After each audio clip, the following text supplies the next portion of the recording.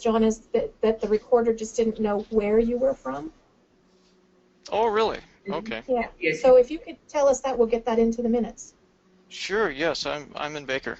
At Baker. Okay. Thank you. Thanks. And do you need it clarified? Someone's logged in as a Sage library system. I'm guessing that's David. This is Catherine Wick in Pendleton. Okay. No, Catherine, you're listed there. There's somebody that's logged in as Sage Library System. Yeah, no. That is David, and Beth is here with me. Okay. Okay, thank you. So, yeah. Okay, do we have a motion to accept the minutes as with the typos changed, or any other suggestions for making changes to them?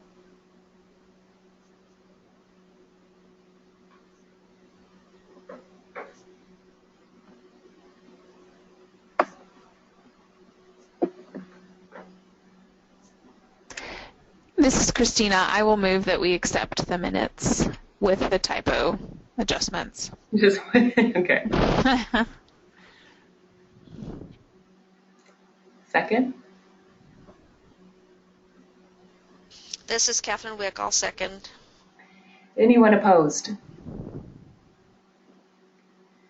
All right. We'll accept the minutes as written. All right, so just moving on with the agenda. David, why don't you update us on the trainings that you've been doing and how they're going? Okay, well, as I mentioned, last week Beth and I went to the Wallowa County Library Enterprise, where we gathered other Wallowa County Library folks, you know, from, well, who all was there, Beth? The folks from the Wallowa Public and Enterprise. And Joseph. And they have had a backlog of self-published books, so we discussed and also demonstrated the process of original cataloging and subject heading assignment. I thought it went really well and a good warm-up for another similar session that's going to be happening on the 9th in Treasure Valley Community College. They are going to have a classroom with computers set up.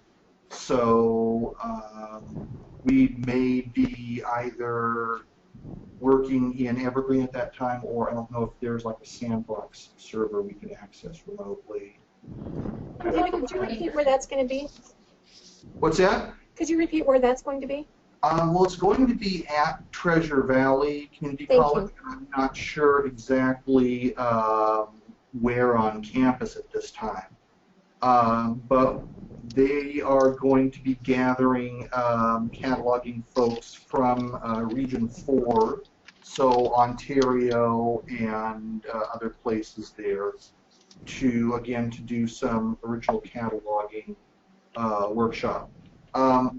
Later in June or possibly early July, we're also want to do another session in Region 1 at Columbia Gorge Community College in Hood River, and maybe get some folks down from John Day and so on like that. That's still up in the air at this point, although I have been in contact with John Schoper, who is the librarian there and also on the user council regarding posting this. Okay.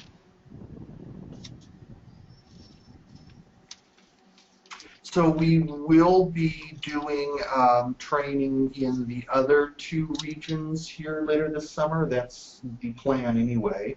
And we just have to first of all, settle on some sites for those, and then see what the dates are. We're thinking maybe Baker County or somewhere here for folks from Baker and Union, right, and get that region as well. And I don't know that we've, at this point, thought about doing something further out east in the Fossil area. We could, though. So that's kind of where we're at the moment. Questions? This is Sarah. So the regional trainings, do they have, are they all the same? Are you tailoring it to the needs of the place? Like, for example, the Region 1 training in June or July, if that's my region, I would be interested in going to it if possible. But I'm kind of wondering if there was a request here for a specific kind of thing, or did you have? Well, yeah, there was specifically a request from Wallowa and also from folks in Ontario to provide training on creation of original MARC records for materials that they are not able to locate using OCLC or Z3950. Mm-hmm. And so I think that that is a good topic to focus on as a, what would you call it, sort of a prerequisite for promotion to level 1 access in the system. They have some experience or background in creating original MARC records as opposed to just copy catalog. Okay. This is Lori, Yes? and I'm just wondering, have you advertised these or communicated? Because we typically have gone to Ontario for training because we're kind of in that spot. And I know that Claire would probably like to have taken part in that, but that's probably too short of a notice for her. Right. Well, Claire is still in the middle of the level 2 training.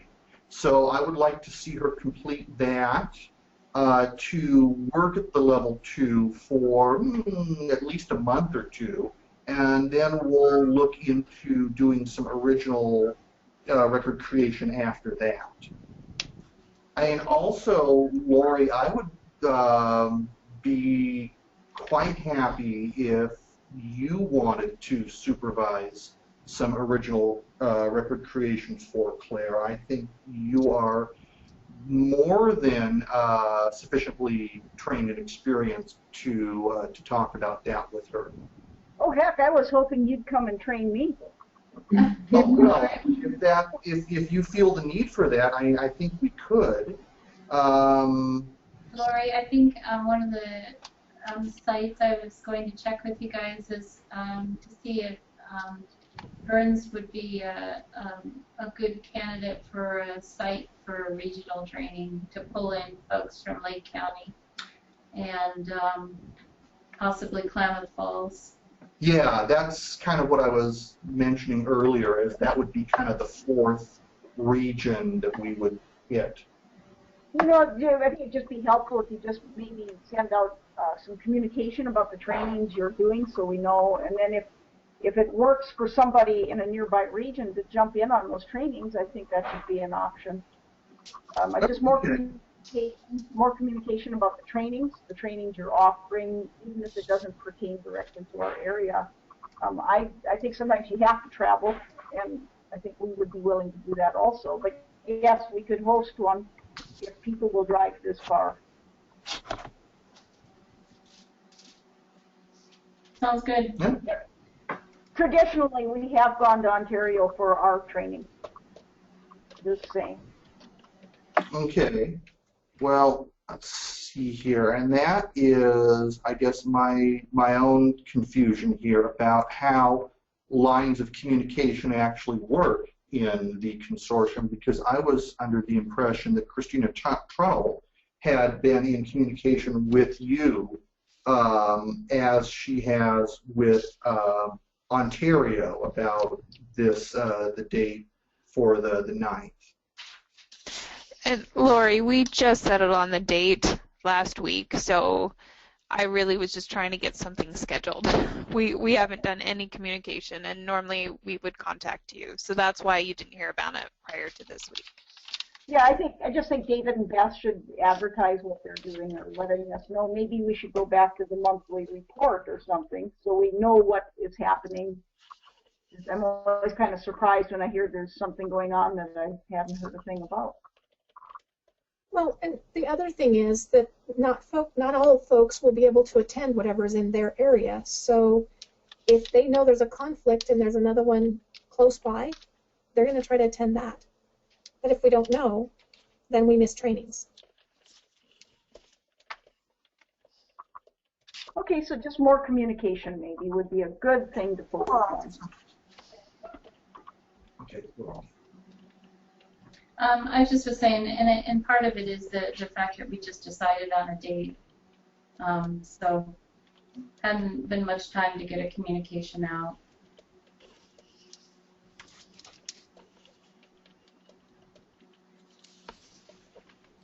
And I think, this is Sarah, I think it's worthwhile to determine the date with the people you feel that are most that it's most relevant to, but I also agree once the date's been set, and it would be nice if it could be, if you circulated that information to everyone, and then if someone's interested who you hadn't known about, they could contact you to possibly get involved. So. Yeah, it's been a little bit of an awkward situation here because Christine had tried to communicate to me, and for some reason I had never received that email, and so the actual date here is, it's kind of been done at short notice. Apparently Christine is in communication with some school librarians and is trying to work around what their availability is, and to do it basically as soon as possible before they all go out on summer break.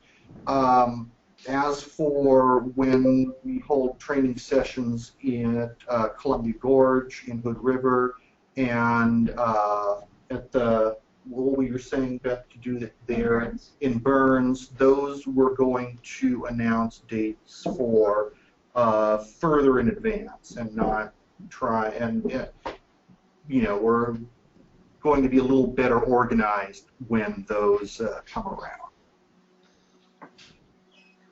Okay, that sounds great. Thank you.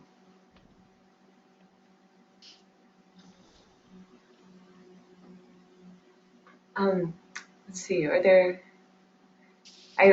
make a comment about the trainings you've done on the kind of the advanced trainings you've been doing, David. I appreciate that those, since they've happened to happen to occur on the days, the times that I happen to be on circulation desk.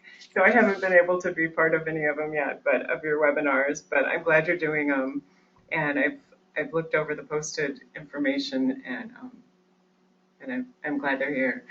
Does anyone else have any questions or comments about training or other things we should know? Well, this is David. I want to jump in here just for a second and say if there is like a particular a day of the week or time of the day or something like that that would, when the committee thinks we'd get more participation in the webinars, I'd love to hear it. Meanwhile, though, I'm just planning to have those recorded so that people can access them whenever they are, whenever they have a chance. And I'd like to, I'm going to try to put out about one of those a month on an ongoing basis on different topics.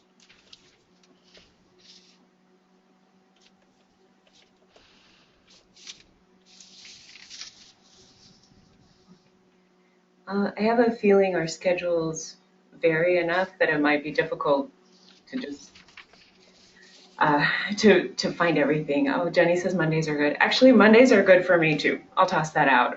The library is closed, and it's a all-around quiet work day for me. Okay. Fridays. Go to.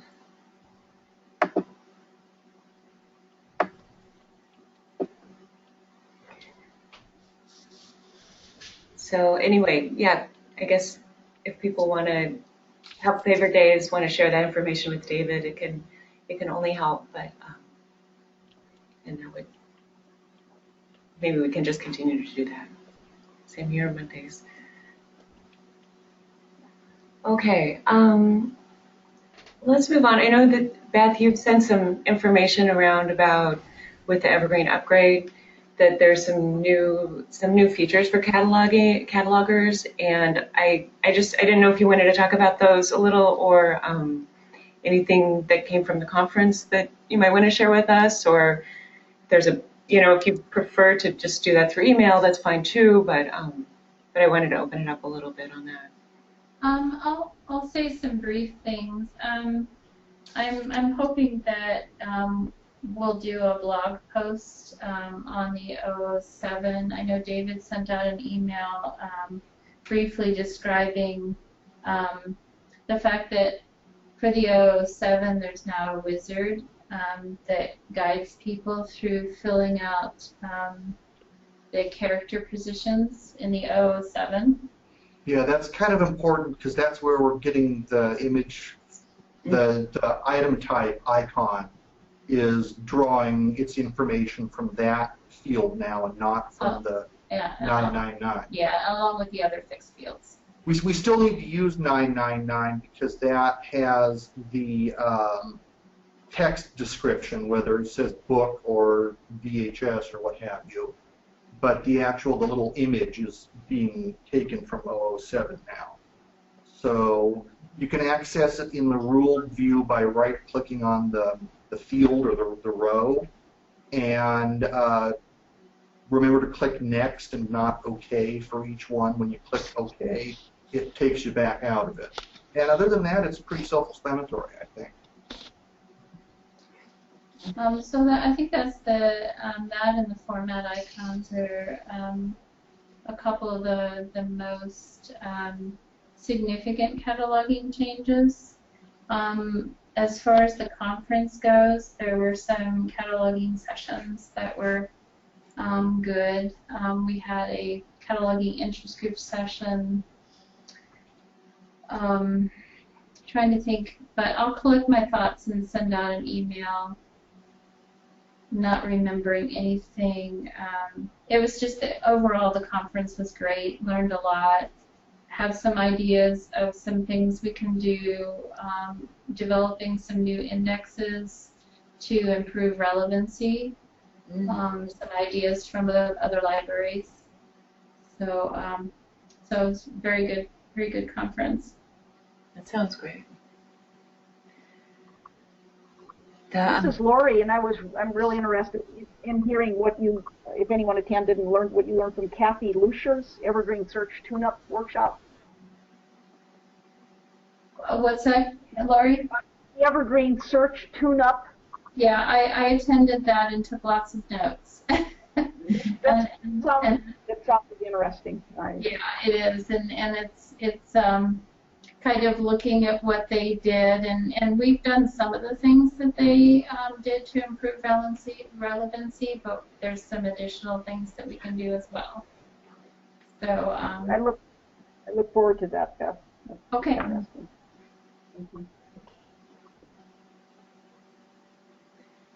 Great, thank you, Beth.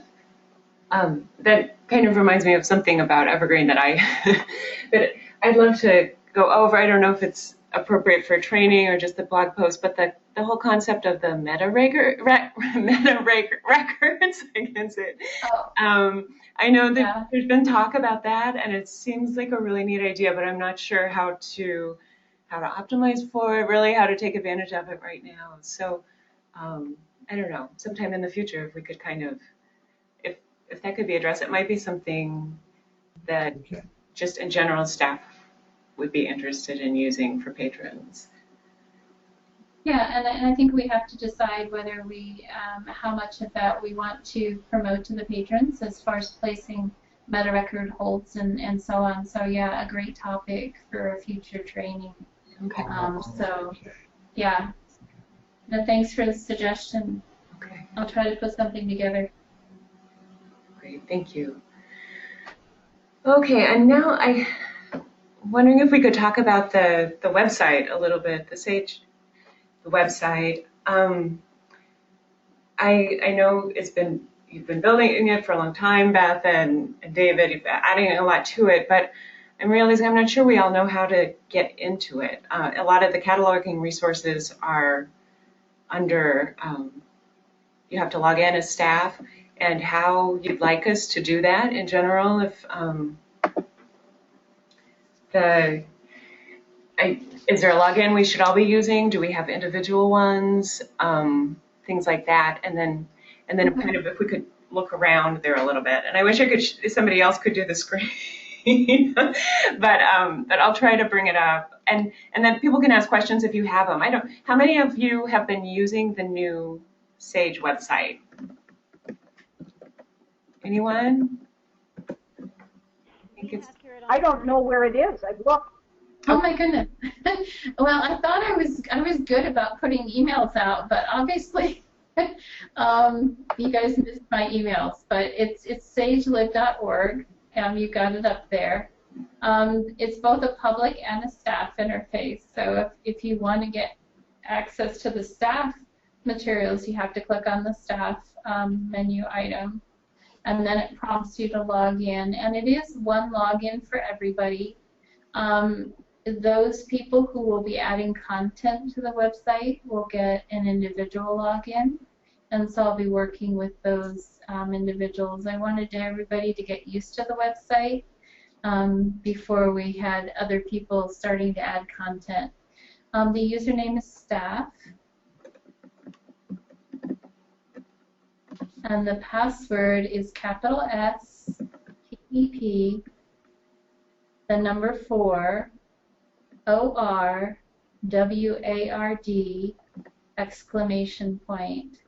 And it's basically step forward with some special characters in there to make it more secure. And then it brings up the staff interface with all of the menus, kind of in the same categories that we had on the wiki.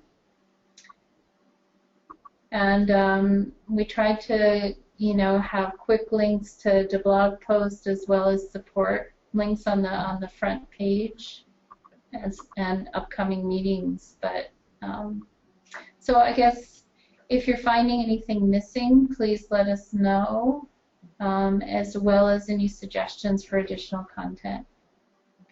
I'd like to add that I've been making some fairly extensive additions and revisions to the Cataloging Standards Manual. First of all, to bring it up to date with RDA standards in terms of the vocabulary and the organization of it. Sort of to help people figure out how this works. And really the way it works, and this is kind of, so there's kind of a feedback loop here, is RDA is asking people to take a slightly different decision-making approach when it comes to creating original records. The actual MARC format is not so very different, and I think most people are familiar with what those differences are, but there's a sort of a philosophy behind it that we haven't really gone into, and I've tried to lay that out here in non-technical language as much as I can. So a lot of the actual for reference on, what is the value of the second indicator supposed to be in 264 to record the distributor, I want people just to go straight to the Library of Congress MARC standards page or to OCLC bibliographic formats and standards, which are linked to at the head of every chapter in the Cataloging Standards Manual, to look up a specific detail like that. And in terms of standards, to look more at the deciding what information goes in a record and how. Like, for instance, why it is that we don't use field 100 to record a a DVD? And the answer being that, as RDA explains, a movie is not something where you can point to a single person as being the principal creator. So anyway, though, I would really appreciate it if the folks here on the committee could take the chance to look at this and provide me with feedback on how we can continue to revise and improve this to make it useful for folks who are editing imported records as well as creating them from scratch. This may also possibly include adding screenshots from Evergreen to illustrate kind of what this looks like as you're working in the MarcEdit screen or view.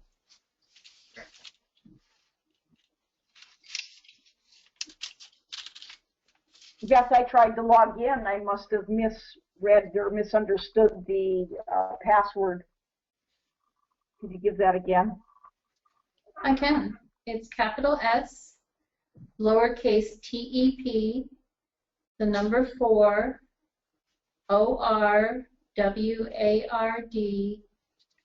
exclamation point. Okay, thank you. You're welcome.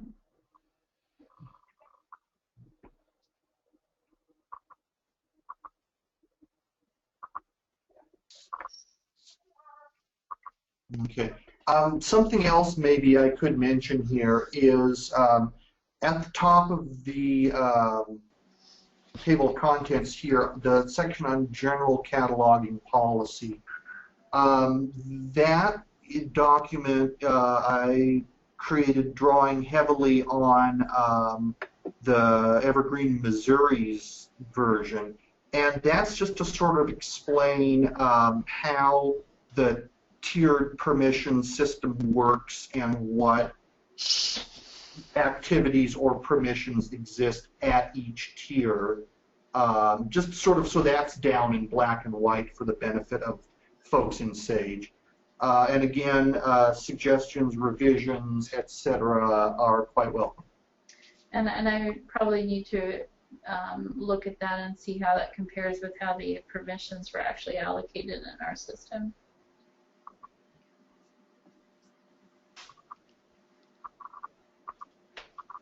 Well, and if it's actually a policy, the Hopefully committee this all has to lines go up with through the it and policy, approve too. it as well.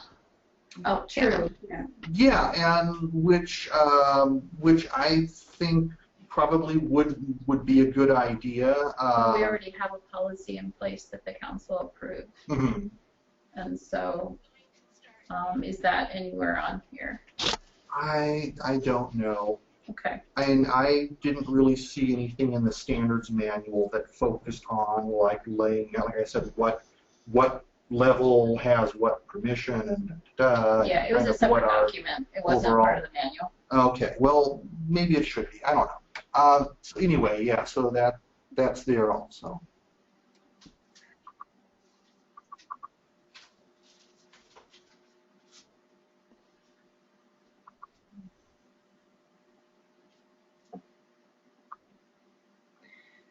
I'm pretty sure that But, yeah, policy so anyway, was on the wiki. Yeah, it was on the old wiki, and of course I was going to access it and send it to you, but I can't get onto the wiki. well, we still have a copy of that, or Beth has a copy and of that. I so really we can- thought that I moved it over, Lori. It's not under the cataloging standards manual. It's in under policies. And if it isn't there for some reason, I do have access to it and can put it there. Well, yeah, anyway, we can make this an item of business for the next meeting. We don't need to all go into it right now. Okay, but is somebody going to take the initiative to go through this with the policy? Well, I think Yeah. Beth is, yeah. Yeah. Okay.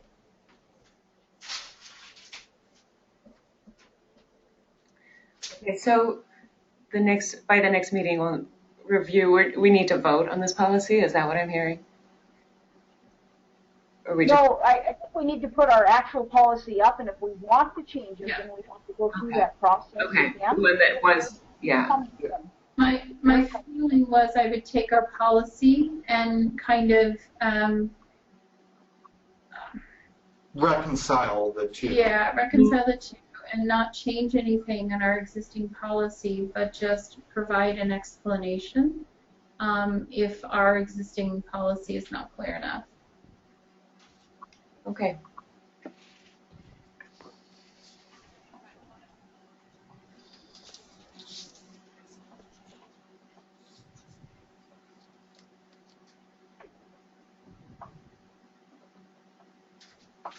Okay.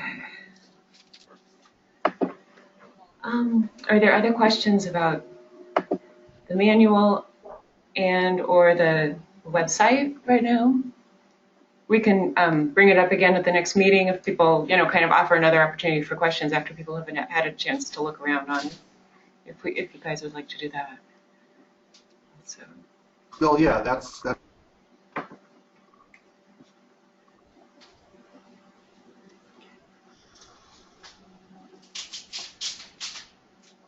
Okay.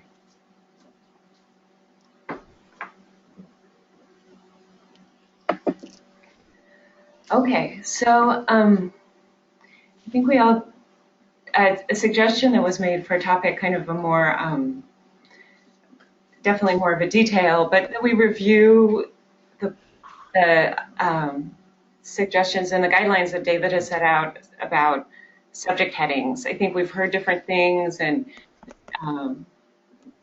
Lori noted to me as she's seen some kind of inconsistencies. So wanted to talk about the nitty-gritty a little bit more on what kind of subject headings we're using, especially for children's resources, and whether we're stripping subject headings that we don't use.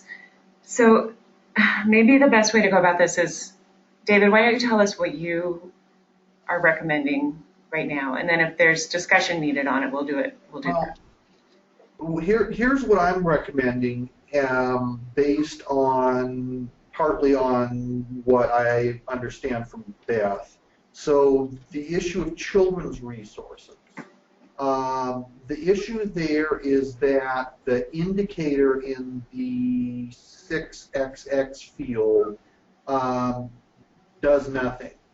And basically, some other library systems will set up their catalog in a way such that they have a separate index of children's subject headings as distinct from subject headings for adults, and they will use the second indicator in a 650 or a 651 to show whether that heading belongs to one index or the other.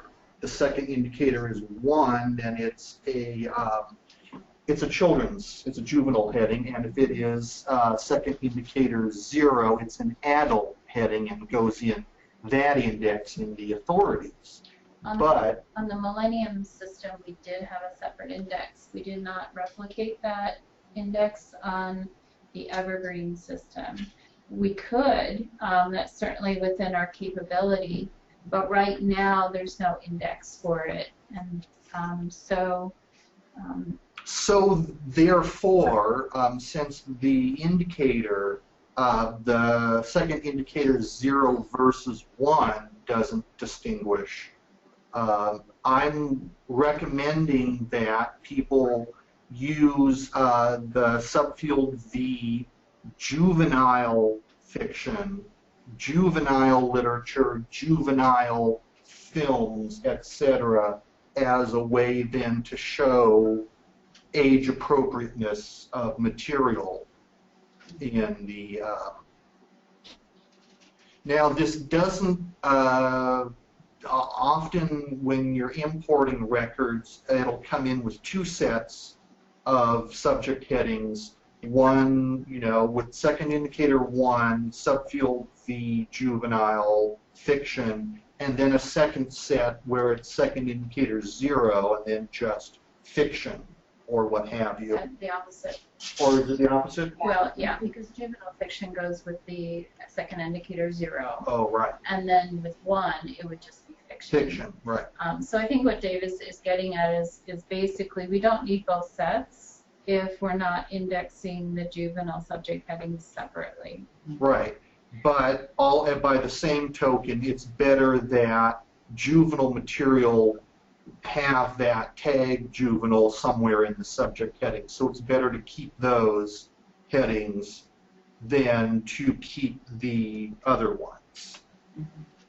So what we want adult subject headings for all of our records, ideally. So with the indicator 0, and if it's a juvenile material, they have a form subdivision that it says juvenile, whatever, fiction.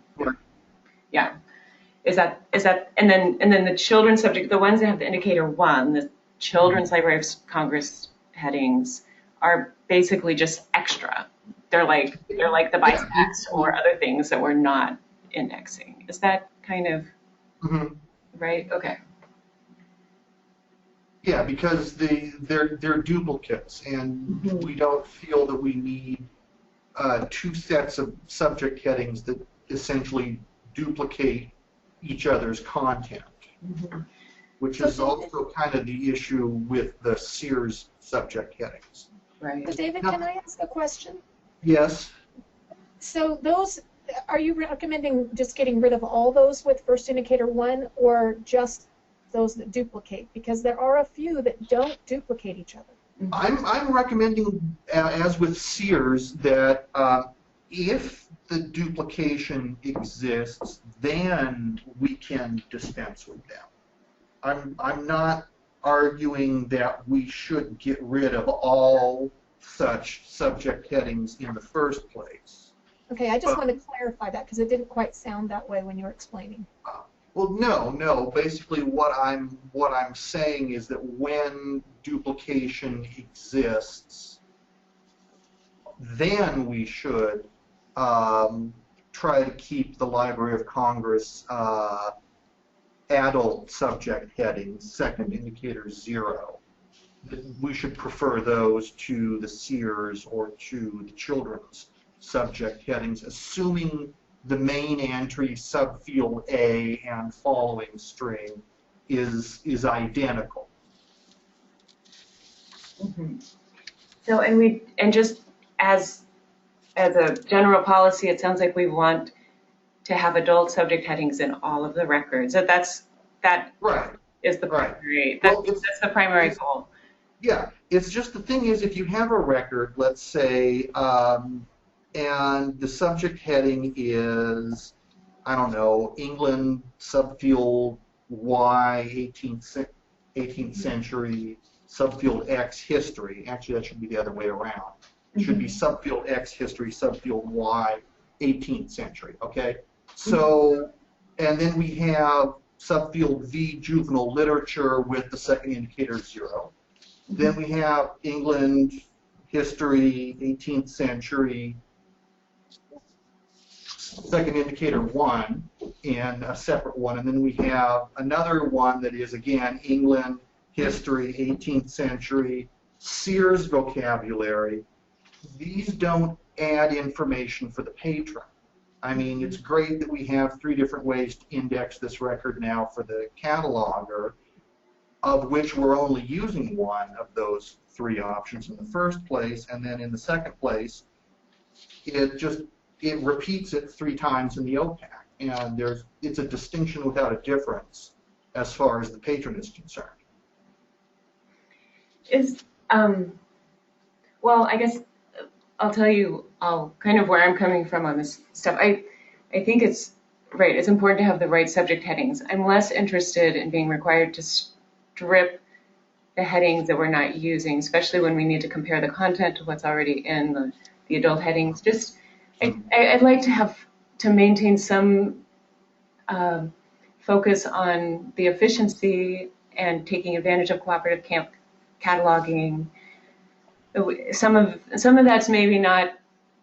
It adds time to our processes that doesn't really pay off. That is at least my opinion. Well, I don't.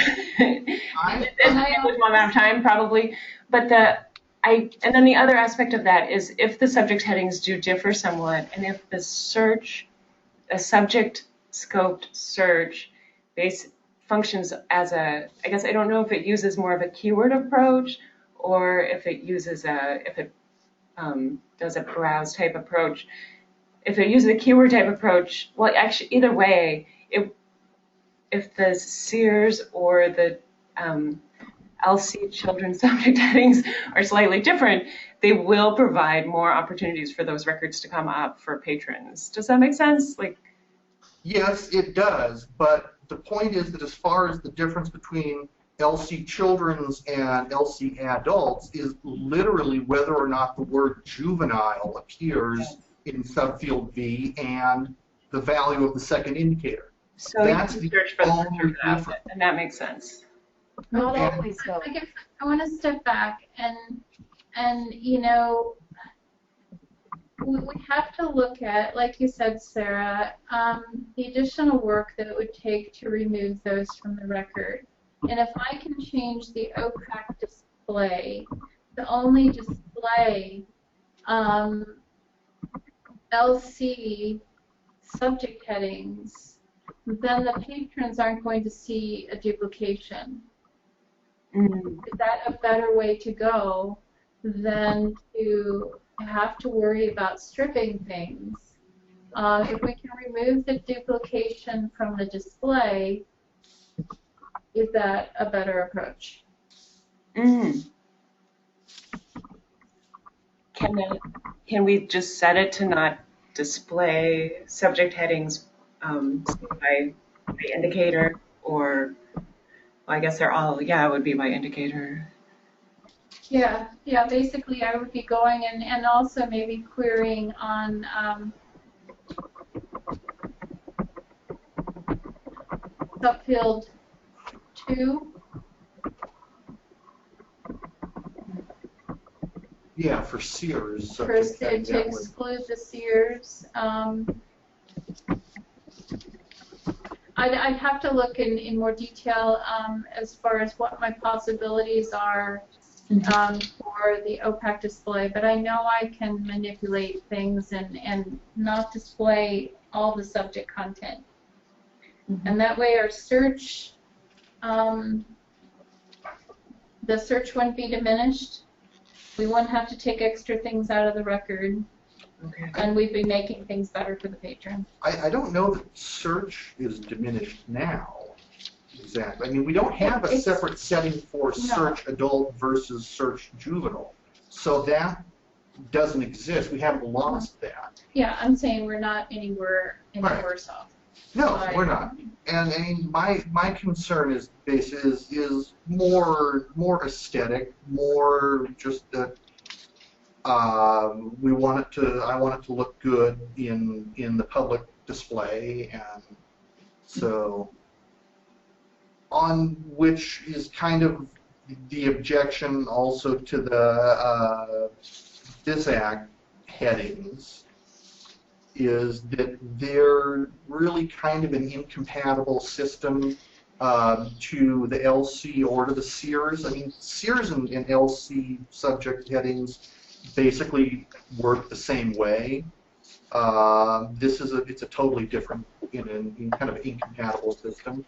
The categories are extremely broad to the point where subject heading search according to BizEd, it doesn't really help. Fiction / general it's great if you're in a bookstore and trying to figure out what to put where, which is what these headings were created for. But when you already have a shelving by Dewey Decimal system in place and separate sections for fiction or biography in your library facility, it adds no information for the patron's benefit. So I do think that those headings should be stripped when we bring them in. Those headings were not created for library use. They were created for retail outlets. and I don't see that they add any value and probably might even confuse people. Do they cause problems? However, Do they cause like a technical problem in the system? No. can I make just a remark regarding this? Well, I mean, If we remove all of these extra headings, especially like the BISIC, if some library wants to do a different type of a classification, would like to try that, they don't have access to that any longer without bringing in new records. So we've always worked under the assumption that we're not going to strip a lot of things. I think Beth's idea of approaching with what we display and not display may be our best line of attack with any of this, to maybe approach that first before we ask people to start stripping stuff. I don't know if everyone can see Lori's chat. She's saying that it seems like people were, perhaps some of the catalogs had misunderstood the instructions and were actually stripping the juvenile headings. The LC adult headings with the juveniles at form divisions. And right, so they're doing it the wrong way. that was just wrong, but I'm wondering if maybe, it just makes more sense to not strip subject headings at all. I'll work on the display and have something ready before the next meeting. Okay, well, on this thing, I've tried to lay out sort of guidelines and all in as one of the topics of revision in the cataloging standards manual. If it is the direction of the committee not to strip any subject headings for any reason, I'll go back and correct the cataloging standards manual to reflect that. Let's see, do you have that, is that in the manual right now? Is it under the?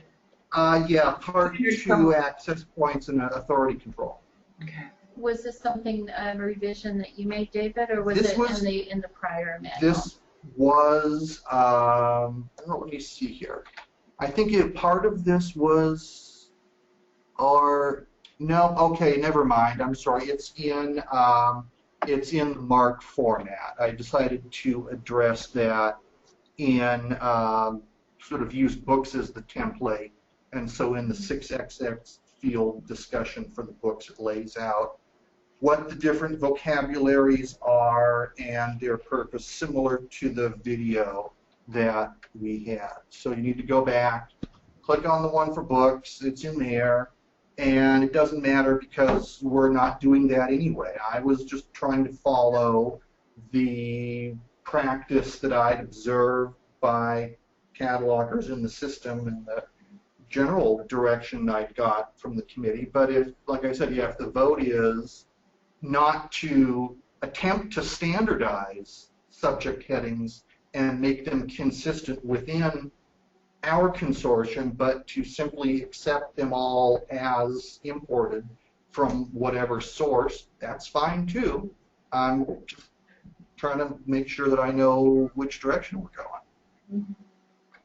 So here, do you want to let me share my screen for a second, and I'll show you where this is here in the... okay. I don't know how to do that, though. I think we can talk about this next time. I don't want to, it's already close to 12.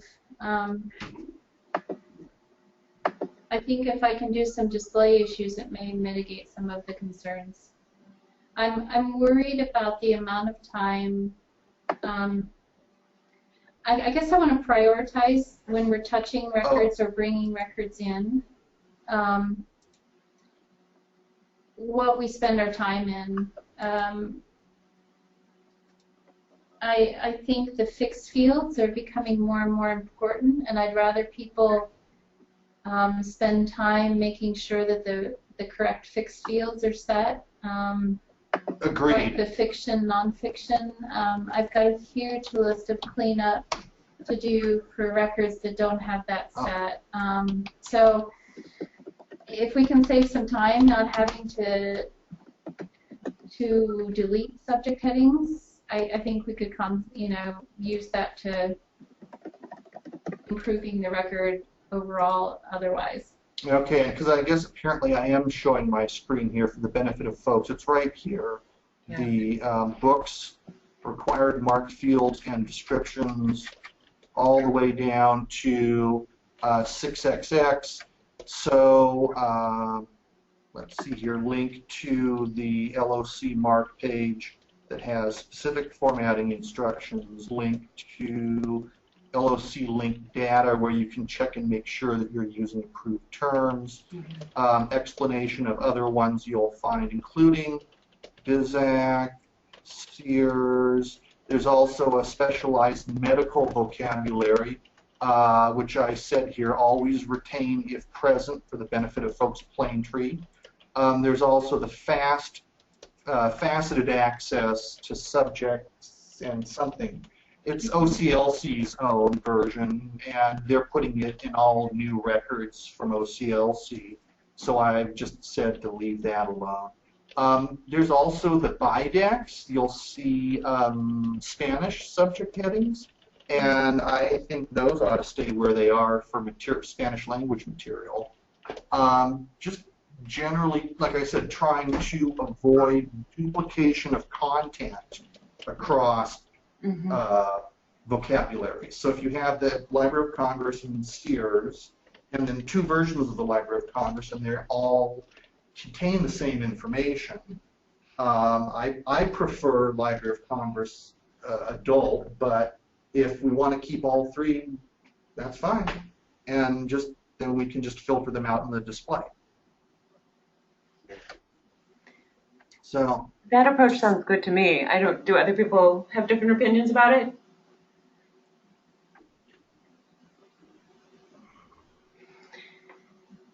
No, this is Lori, and I agree that we should have Beth work on not displaying the duplicates, but we should retain those fields, because as I'm noticing, people are incorrectly stripping information, and that's really what we don't want to do.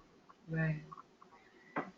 And then to clarify that the headings that need to be added if they don't exist are LC adult headings, in particular for children to have. I think it's a little too much to ask folks to be creating subject headings when they need to be added across all these different systems. And so I think we should standardize on Library of Congress adult as being the one to use when we need to assign new subject headings to a record or to an original record.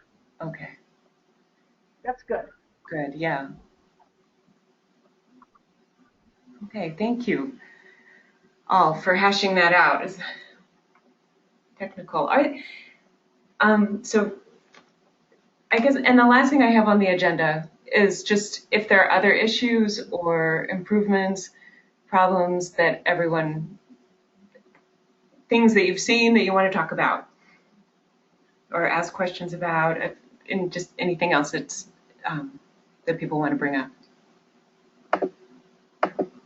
This is Lori, and I sent David an email about 5-6 weeks ago saying that I was really pleased with the improved records. As a rule that I'm working with, I don't have to do as many edits, and the edits I do have to do are usually minor. So I think there's been definitely making progress in the overall ability to catalog on the SAGE system. That's encouraging, Lori. Yeah, I appreciate that. I have a couple, or maybe several updates that I want to let you guys know about. I did work with setting up a remove field setting for import records. So from this point on, I made the change this morning, but it should strip 955, 925, 906, and 907 out of incoming records. So on the Z39.50 interface, people shouldn't have to take the time to delete those extra fields. Should happen automatically.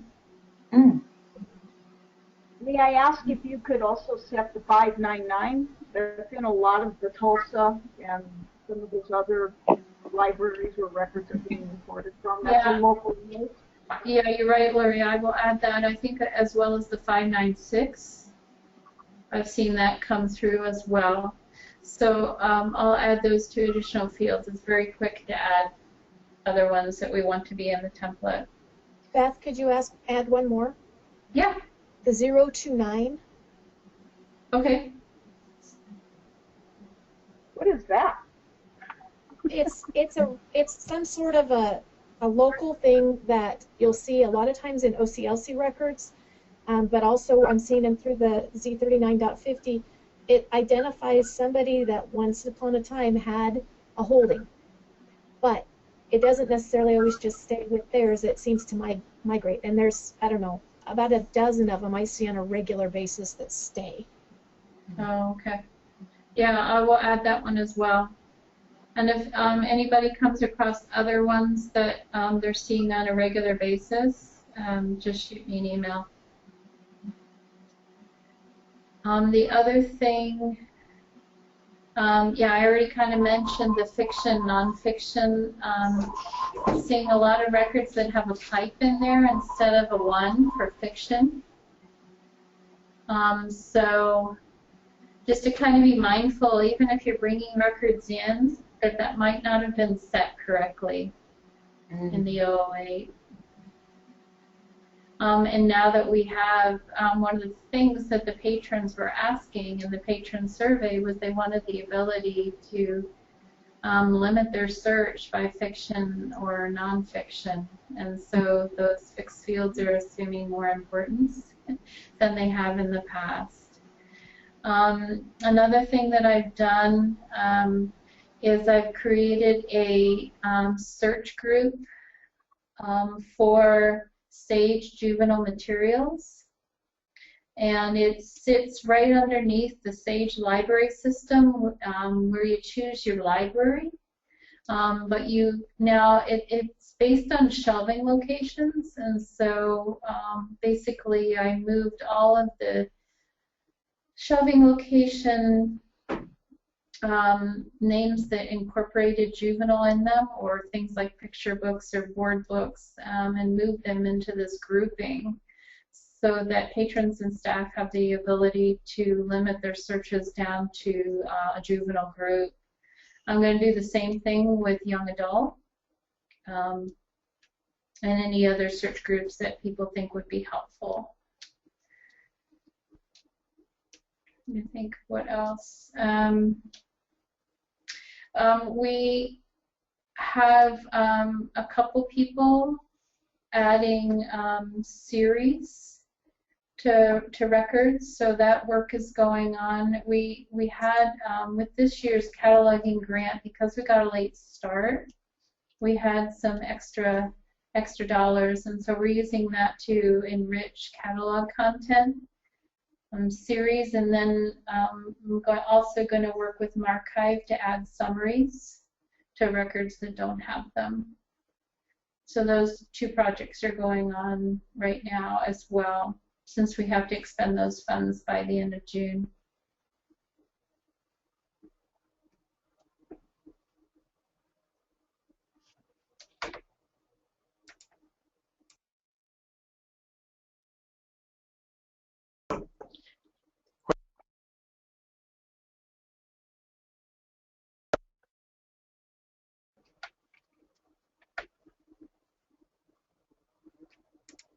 No, it's back on Sarah's.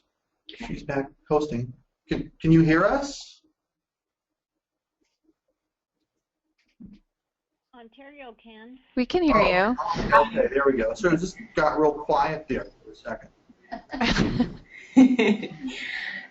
Okay, Just to make sure we're into the air. No, that was a great update, Beth. Thank you.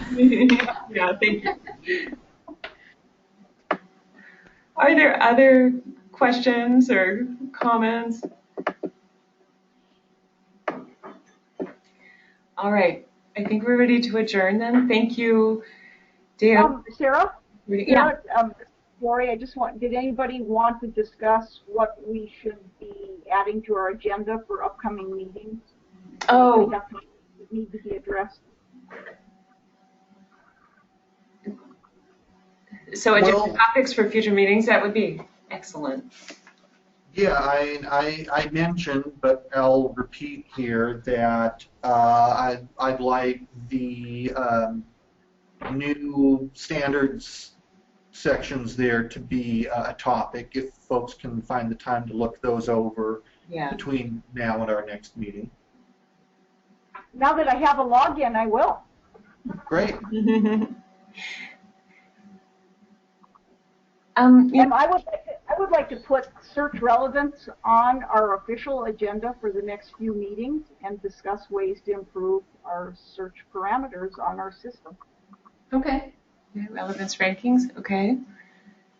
I would be interested in seeing or hearing about the results of the survey, the cataloging survey that was sent out. I mean, even briefly, I don't, if there were responses, and it sounded like you mentioned them a little bit, and realizing I don't know to what extent I created a summary document, so I'll send out an email with a link to that. I might have only sent it to the council and not the whole listserv. So yeah, I'd be glad to share those results. Okay. That's great, thank you. And I had forgotten to adjourn without talking about the next meeting. 2 months from now would be Monday, August 3rd.